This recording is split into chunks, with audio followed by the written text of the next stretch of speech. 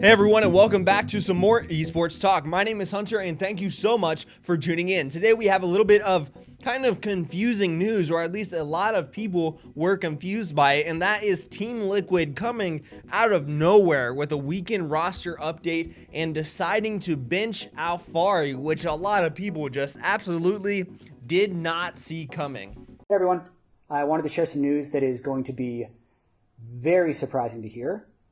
It is that Jenkins will be our starting top laner for at least the rest of the weekend in place of Alfari. First, I want to talk about Jenkins. He's been with Team Liquid for almost 3 years now. We've heavily invested in him, and I think he's been playing great, especially in 2021. We took him to Worlds last year to be part of our Worlds roster as a substitute. He got to play a bunch of Super Server solo queue, Korean solo queue. He boot camped in the offseason. He's really kind of transformed himself as a player and has had a great 2021, and I think he really deserved this opportunity.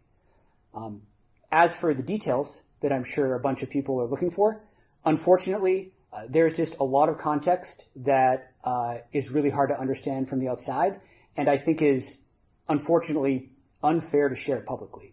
So what I will say is this is not a decision that is made flippantly or lightly, and it is a decision that we think is in the best interest of the team.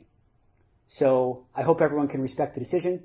I hope everyone can cheer for Jenkins for the rest of the weekend, and let's go Liquid. Now, like I said, a lot of people were surprised by this move because Alphari wasn't necessarily performing awful, and so we didn't really see a roster change coming and him being benched. But he also did not stay silent in the situation. He added just a little bit of spice onto this, which is exactly what we like. We all love a little bit of LCS drama and a little bit of spice in the scene. He took to Twitter to say was gonna get Chick-fil-A for dinner, then saw an ad for Chipotle and decided, F it, why not? Let's get some Mexican. Wasn't spur of the moment, by the way. Calculated this a month in advance. And he later said, people DMing me about professionalism. There's one thing in this world I will not stand by and be silent about, and that's my undying passion for fast food.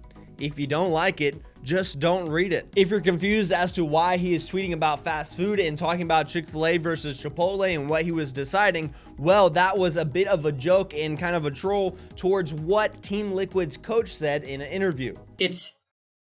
It's interesting because I spent so many years as a caster, like seeing this news break and then always wondering what was going on behind the scenes. And I definitely recognize like the way that it ends up happening, where Alfari plays one game at the start of the split, and then we announce that we're playing with Jenkins the next day. People are going to wonder, like, holy crap, like what's happening?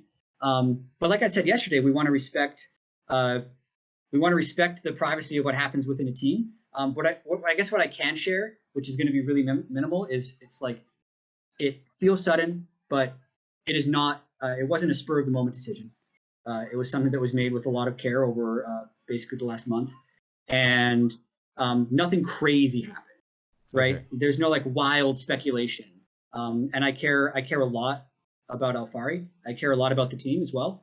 And I thought the right choice for the rest of this weekend was to play Jenkins. And it's I can't tell the future, so I'm not sure what's going to happen. So he says that this is something that was calculated in advance, that they had taken a month before to think about it and decide on it, even though it seems like it was a bit of a blindside overall. And I do have to question, it seems as if he understands the fact that people are going to question this, right? And so everyone's going to be confused and wondering, hey, what's going on? Why is this happening? But he still goes on to say that, well, we're not going to share any more information on this topic. It's a private matter, and we're just not going to share, which we do have to respect. And like, I'm not saying anyone needs to go out and harass anyone for information, but it is strange because so many people are confused by the situation and questioning it. And yeah, let me tell you, people definitely are questioning this. Looking at Twitter, Jack says, unless Alfari has COVID, this makes 0 sense. All good for TSM though. We will definitely capitalize and take the wins to the bank. When I heard C9 were promoting King, I had all kinds of ideas about it, so I made that Tim's Takes video.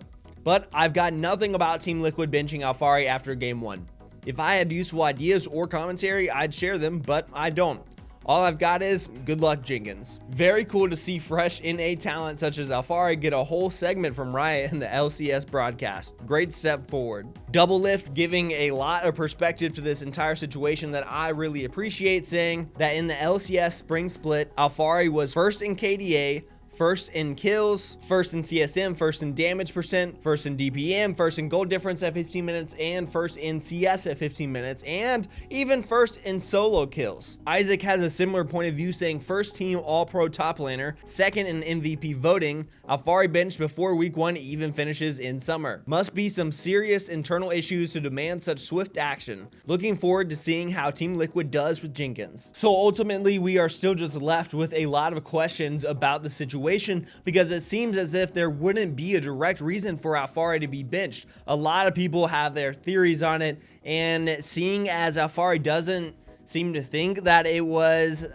premeditated, that it was more of a spur of the moment decision, people are coming up with all sorts of ideas about what this could be. Like, maybe was there some sort of altercation within the team, an internal altercation, or could it have been just them wanting to try out Jenkins? But what about the timing of that? Like, there's so many different directions you could go with this, and so it's going to be hard to say. We're just going to have to wait out to see what ends up happening. Like, if he ends up returning to the starting roster, if he ends up getting dropped from Team Liquid altogether, which would just be wild. I don't even know. So let me know what you guys think about this situation, and why do you think this happened? Until next time, guys, be safe, be smart, behave, and I'll catch you later.